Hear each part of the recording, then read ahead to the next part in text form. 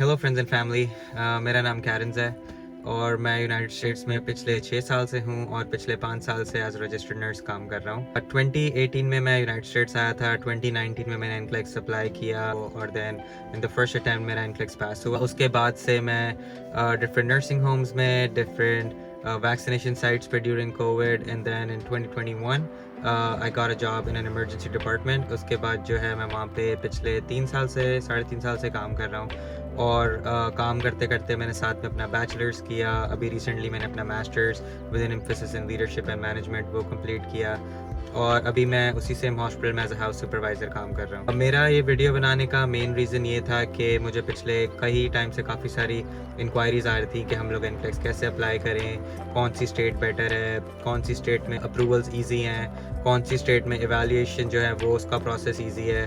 तो मैंने सोचा कि मैं एक डिटेल्ड वीडियो बनाऊं जिसके ऊपर, और एक एक्चुअली यूट्यूब चैनल बनाऊं जिसके ऊपर मैं डिटेल्ड सारी वीडियोस बना के शेयर करूं कि ये प्रोसेस कैसे होता है, सारे फॉर्म्स कौन से चाहिए होते हैं। उसके बाद किसी को भी अगर किसी भी चीज़ की हेल्प हो तो मैं उनको हेल्प आउट करूं। मुझे अच्छे से याद है, मैं जब 2018 में यूनाइटेड स्टेट्स आया था तो काफ़ी सारे लोग जिनसे मैं मिला वो मुझे कहते थे कि मुझे यहाँ पे जो है मेरी पाकिस्तान के जो डिप्लोमा है, नर्सिंग डिप्लोमा, वो यहाँ पे एक्सेप्ट नहीं होगा। बट फिर भी आई डेंट लूज़ होप, मैंने अप्लाई किया, मेरा अप्रूवल आ गया। और बहुत सारे लोग का यही डर था जिनको मैं जानता हूँ कि वो कहते थे कि यूनाइटेड स्टेट्स में हमारी यहाँ की डिग्री डिप्लोमाज नहीं एक्सेप्ट होंगे। तो मैं आपको ये बताना चाहता हूँ कि यहाँ पे बहुत सारे लोग हैं जिनको मैं पर्सनली हेल्प कर चुका हूँ और कोई मसला नहीं होता। पाकिस्तान की जितनी भी एजुकेशन होती है वो यहाँ पे एक्सेप्टेबल होती है और आप एनक्लेक्स के लिए इजीली अप्लाई कर सकते हैं और 99% ऑफ द टाइम्स आपका अप्रूवल आता है। और अगर आपको वो लोग एवेल्यूएशन में कुछ ना कुछ डेफिशिएंसी आती भी है तो वो आपको उसका रीज़न बताते हैं और थोड़े बहुत कोर्सेज होते हैं जिनको आपने करना होता है और उसके बाद आप दोबारा आप जब उनको कोर्सेज प्रोवाइड करते हैं तो आपको अप्रूवल आता है। बट ये भी बहुत रेयर केसेस में होता है। उसके अलावा एनक्लेक्स इटसेल्फ कोई रॉकेट साइंस नहीं है। बहुत सारे लोगों को मैं जानता हूँ जिन्होंने फर्स्ट टाइम में एनक्लेक्स क्लियर किया। मैंने फर्स्ट टाइम में किया, मेरी वाइफ अभी जनवरी में यहाँ पे आई हैं, सितंबर में उन्होंने फर्स्ट अटैम्प्ट किया, उन्होंने एनक्लेक्स अपना फर्स्ट अटैम्प्ट में क्लियर किया। फिर मेरे को जानने वाले न्यूयॉर्क में हैं, उन्होंने फर्स्ट अटैम्प्ट में क्लियर किया। टेक्सास में इतने लोगों को मैं जानता हूँ जिन्होंने फर्स्ट अटैम्प्ट में क्लियर किया। थोड़ी सी स्टडी करनी होती है, यहाँ के लॉस के बारे में थोड़ा पता हो आपको तो आप इजीली जो है अपना एग्ज़ाम क्लियर कर सकते हैं। तो सबसे पहले मैं बात करूँगा इसके प्रोसेस की। एनक्लेक्स जो प्रोसेस है ये आप अमेरिका में बहुत सारी स्टेट्स हैं, किसी भी स्टेट में आप जो है अप्लाई कर सकते हैं एनक्लेक्स के लिए।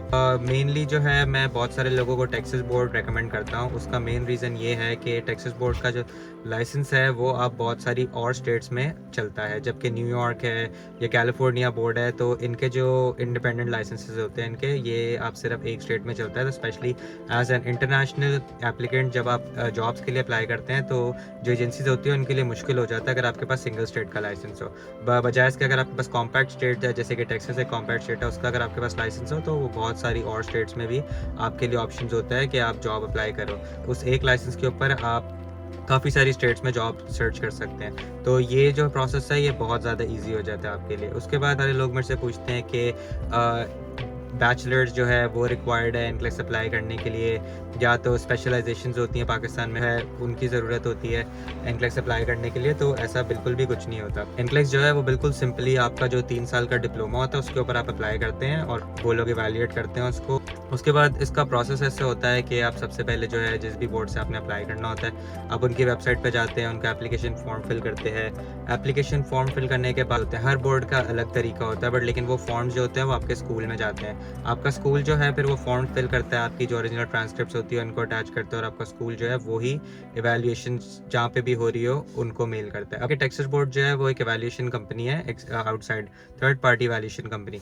तो उन वो जो है टेक्सास बोर्ड के सारी जो इवेल्यूएशन है वो प्रोसेस करते हैं। तो आपका जो स्कूल है डायरेक्टली उनको आपकी ट्रांसक्रिप्ट्स मेल करता है, वो लोग आपकी इवेल्यूएशन करते हैं और जो इवेल्यूएशन करके बोर्ड को भेज देते हैं। उसके अलावा एक और चीज़ होती है लाइसेंस वेरिफिकेशन।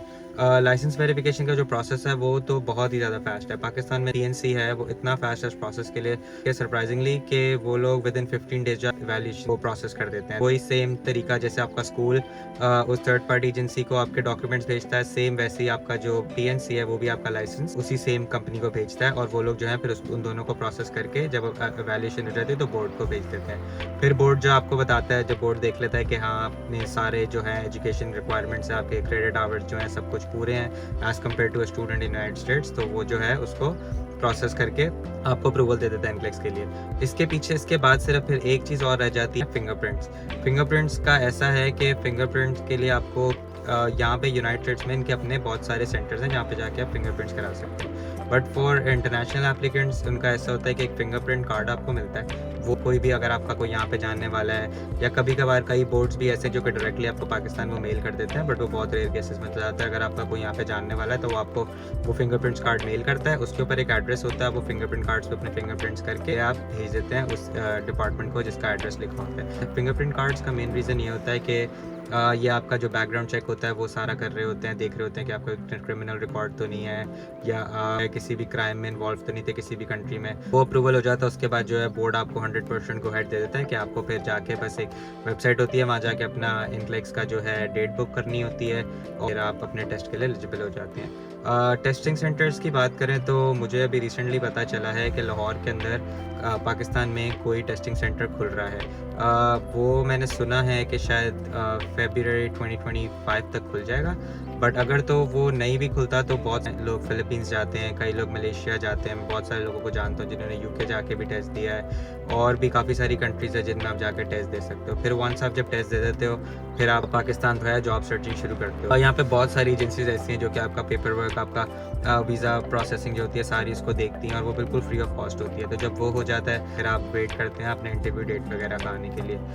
ये प्रोसेस ड्यूरिंग कोविड, मैं काफ़ी सारे लोगों को जानता हूँ जो यहाँ पे इस प्रोसेस पे आए थे और उनको during Covid at least 1.5 to 2 years लगते थे, और अब ये प्रोसेस जो है और ज़्यादा फास्ट हो गया बिकॉज यूएस में नर्सेस की इतनी ज़्यादा शॉर्टेज है कि फर्स्ट प्रायोरिटी पे हेल्थ केयर वर्कर्स के वीज़ास अप्रूव करते हैं। तो उसके बाद जो है फिर आप जब यहाँ पे आते हैं तो बहुत सारी एजेंसी वो आपकी सारा जो अकोमोडेशन होती है वो आपको सेटअप करके देते हैं, और ऐसा कुछ नहीं होता कि अगर आप एजेंसी नर्स हैं तो आपको वो कम पे करेंगे। यहाँ पे लेबर लॉज बहुत ज़्यादा स्ट्रिक्ट हैं, तो जितने यहाँ के किसी ग्रेजुएट को या यहाँ के किसी एम्प्लॉय को सैलरी मिल रही होगी आपको भी सेम वही सैलरी पे वो लोग हायर करते हैं। तो उनका एक ये होता है क्योंकि वो सब कुछ आपका प्रोसेस करवा रहे होते हैं। आपको बहुत सारे इंस्टीट्यूट में कई जगह पे आपका 1 साल का कॉन्ट्रैक्ट होता है, आपको उसी जगह पे काम करना होता है उनके साथ। कई जगह पे 2 साल का होता है, और कई कंपनीज के साथ 3 साल का होता है। तो आप उनके साथ कॉन्ट्रैक्ट करते हैं, फिर जब वो टाइम पूरा हो जाता है उसके बाद आप एक इंडिपेंडेंटली आपने जिस स्टेट में भी अप्लाई करना हो लाइसेंस के लिए आप अप्लाई कर सकते हैं। तो टेक्सास बोर्ड का रिकमेंड करने का मेन रीज़न यही है कि टेक्सास बोर्ड एक कॉम्पैक्ट स्टेट है। टेक्सास बोर्ड के लाइसेंस के ऊपर आप बहुत सारे और स्टेट्स में भी जॉब कर सकते हैं। उसके बाद इसका प्रोसेस बहुत सिंपल है। ये लोग थर्ड पार्टी वैल्यूएशन कराते हैं, और इनकी फ़ीस भी जो है as compare to other agencies बहुत ज़्यादा कम है, या अदर बोर्ड्स बहुत ज़्यादा कम है। तो ये थोड़ी सी मैंने वीडियो बनानी थी सबको बताने के लिए एक सिंपल सा, और इस चैनल के ऊपर मैं और वीडियोस भी अपलोड करता रहूँगा जिसके अंदर मैं बिल्कुल स्टेप बाय स्टेप सब कुछ बताऊँगा कि अपने फॉर्म्स वगैरह फिल कर सकते हैं, और इसको थोड़ा और स्ट्रीमलाइन करके मैं आप लोग को और इसमें वीडियोस पे और एक्सप्लेन करूँगा। तो अगर आपको वीडियो अच्छी लगी, या आप किसी को भी जानते हैं जो कि इनक्लेक्स देने के प्रोसेस में है, या जिसको ये वीडियो हेल्प आउट कर सकती है, आप ज़रूरी उनके साथ शेयर करें and subscribe to my channel, and I hope to see you guys soon. Thank you.